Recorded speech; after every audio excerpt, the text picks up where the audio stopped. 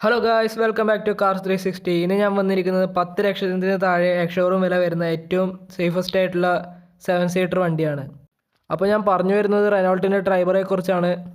7.14 ലക്ഷം മുതൽ 10.64 ലക്ഷം വരെ എക്സ്ഷോറൂം വില വരുന്ന ട്രൈബറിന് 8 വേരിയൻറ്റുകളാണ് ഉള്ളത്. AMT ട്രാൻസ്മിഷനിലും മാനുവൽ ട്രാൻസ്മിഷനിലും ട്രൈബർ അവൈലബിൾ ആണ്. അപ്പോൾ എഞ്ചിനിലേക്ക് വരികയാണെങ്കിൽ 1000 cc 3 സിലിണ്ടർ എഞ്ചിനാണ് ഇതിനുള്ളത്. 71 bhp പവറും 96 Nm ടോർക്കുമാണ് ഇതിൻ്റെ കരുത്ത് വരുന്നത്. ഡ്രൈവറിന് 0 to 100 എത്താൻ 15.35 സെക്കൻഡ് വേണം. പിന്നെ അതിശയിപ്പിക്കുന്ന കാര്യം എന്ന് പറഞ്ഞാൽ ട്രൈബർ എന്ന 7 സീറ്റർ വാഹനത്തിന് 4 മീറ്റർ നീളം മാത്രമേ ഉള്ളൂ എന്നതാണ്. അതുകൊണ്ട് തന്നെ ബൂട്ട് സ്പേസിൻ്റെ അളവും വളരെ കുറവാണ്. പക്ഷേ ബാക്കിയുള്ള ലെഗ് സ്പേസ് മറ്റു കാര്യങ്ങളിൽ ഒരു കുഴപ്പവും വന്നില്ല എന്നത് ട്രൈബറിനെ സംബന്ധിച്ചോളം വലിയൊരു കാര്യമാണ്. മുൻപിലേക്ക് വരുമ്പോൾ പഴയ റെനോൾട്ട് ക്യാപ്ചറിൻ്റെ ഒക്കെ സാദൃശ്യം തോന്നിക്കുന്ന ലൈറ്റും ഗ്രില്ലും ഒക്കെയാണ് ഡ്രൈവറിന് നൽകിയിരിക്കുന്നത്. ഹാലോജൻ പ്രൊജക്ടർ ഹെഡ്ലൈറ്റും LED DRലും അവൈലബിൾ ആണ്. ഫോഗ് ലൈറ്റ് മാത്രം ഡ്രൈവറിന് അവൈലബിൾ അല്ല. പിന്നെ ഭംഗിയുള്ള ഗ്രില്ലും അതിൻ്റെ നടുക്കായി ക്രമീകരിച്ചിട്ടുള്ള റെനോൾട്ടിൻ്റെ ലോഗോവും വളരെ ഭംഗിയുണ്ട്. മൊത്തത്തിൽ നല്ലൊരു ചന്തമുള്ള ഫ്രണ്ട് ഭാഗം തന്നെയാണ് ഡ്രൈവറിന് റെനോൾട്ട് നൽകിയിരിക്കുന്നത്. സൈഡിലേക്ക് വരുമ്പോൾ വളരെ മനോഹരമായിട്ടുള്ള 15 ഇഞ്ച് അലോയ് വീൽസ് കാണാം. പിന്നെ ബോഡി കളർ ഡോർ ഹാൻഡിൽസും ബ്ലാക്ക് മിറേഴ്സ് വിത്ത് ഇൻഡിക്കേറ്റേഴ്സും ഡ്രൈവറിനുണ്ട്. തേർഡ് റോ വിൻഡോയുടെ വലിപ്പം ചെറുതാക്കിയിട്ടാണ് ചെയ്തിരിക്കുന്നത്. സാധാരണ 7 സീറ്റർ വണ്ടികളെല്ലാം കണ്ടുവരുന്ന അതേപോലെ തന്നെയാണ് ഇതിന് വരുന്നത്. പിന്നെ റൈറ്റ് സൈഡിലാണ് ഫ്യൂൽ ലിഡ് ക്രമീകരിച്ചിട്ടുള്ളത്.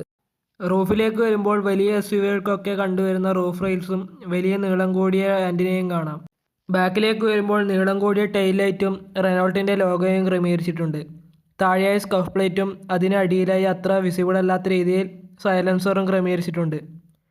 പിന്നെ ഈ പ്രൈസ് റേഞ്ചിൽ എല്ലാ വണ്ടികളിലും കണ്ടുവരുന്ന വൈപ്പറും ഡീഫോഗറും ട്രൈബറിനും അവൈലബിൾ ആണ്.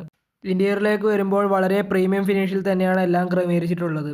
റെനോൾട്ടിൻ്റെ എല്ലാ വണ്ടികളിലും കണ്ടുവരുന്ന സ്റ്റിയറിംഗ് മൗണ്ടഡ് കൺട്രോൾസും ഇതിനുമുണ്ട്. അതിന് പിന്നിലായി ഡിജിറ്റൽ ഇൻസ്ട്രുമെൻ്റ് ക്ലസ്റ്ററും 8 ഇഞ്ച് ടച്ച് സ്ക്രീനും അവൈലബിൾ ആണ്. പിന്നെ 6 സ്പീക്കറിൻ്റെ മനോഹരമായ മ്യൂസിക് സിസ്റ്റവും ഇതിൽ ക്രമീകരിച്ചിട്ടുണ്ട്. കൈഗറിലും മാഗ്നൈറ്റിലും കണ്ടുവന്നിട്ടുള്ള അതേ വശത്താണ് പുഷ് ബട്ടൺ സ്റ്റാർട്ടും വന്നിരിക്കുന്നത്. പിന്നെ ഡ്രൈവർ സീറ്റിലെയും പാസഞ്ചർ സീറ്റിലെയും ഹെഡ് റെസ്റ്റ് ഫിക്സ്ഡ് ആണെന്നുള്ളത് പലർക്കും ഒരു ബുദ്ധിമുട്ടായി തോന്നാം. പിന്നെ ഈ പ്രൈസ് റേഞ്ചിൽ പല വണ്ടികൾക്കും കിട്ടാത്ത കൂൾഡ് ഗ്ലോ ബോക്സ് ട്രൈബറിന് അവൈലബിൾ ആണ്. സെക്കൻഡ് റോ സീറ്റിലേക്ക് വരുമ്പോൾ അഡ്ജസ്റ്റബിൾ ഹെഡ് റെസ്റ്റും റൂഫ് മൗണ്ടഡ് AC വെൻറ്റും എന്നിവയാണ് എടുത്തു പറയേണ്ട ഫീച്ചേഴ്സ്. 60-40 സ്പ്ലിറ്റ് സീറ്റാണ് സെക്കൻഡ് റോ വന്നിട്ടുള്ളത്. തേർഡ് റോയിലേക്ക് വരുമ്പോൾ 2 അഡ്ജസ്റ്റബിൾ ഹെഡ് റെസ്റ്റും 2 സൈഡിലെയും വിൻഡോയ്ക്ക് താഴെയായി ഹാൻഡ് റെസ്റ്റും അവൈലബിൾ ആണ്. 50-50 സ്പ്ലിറ്റ് സീറ്റാണ് തേർഡ് റോയ്ക്കുള്ളത്.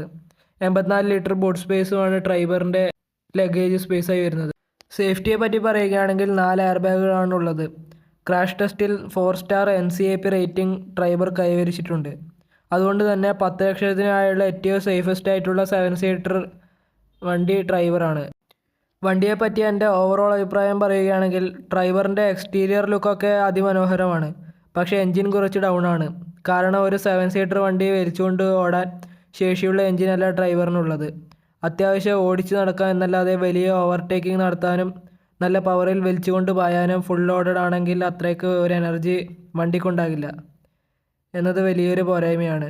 അത്യാവശ്യം വലിയ കുടുംബത്തിന് ഡ്രൈവർ ഓക്കെയാണ്. പക്ഷേ ഒരു വണ്ടി ഭ്രാന്തന് ഡ്രൈവറിൻ്റെ എൻജിൻ ഒട്ടും സാറ്റിസ്ഫൈ നൽകില്ല.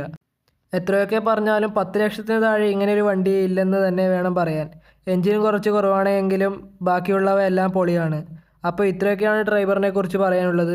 വീഡിയോയുമായി ബന്ധപ്പെട്ട് എന്തെങ്കിലും സംശയവും മറ്റും ഉണ്ടെങ്കിൽ കമൻറ്റിൽ അറിയിക്കാനും മറക്കരുത്.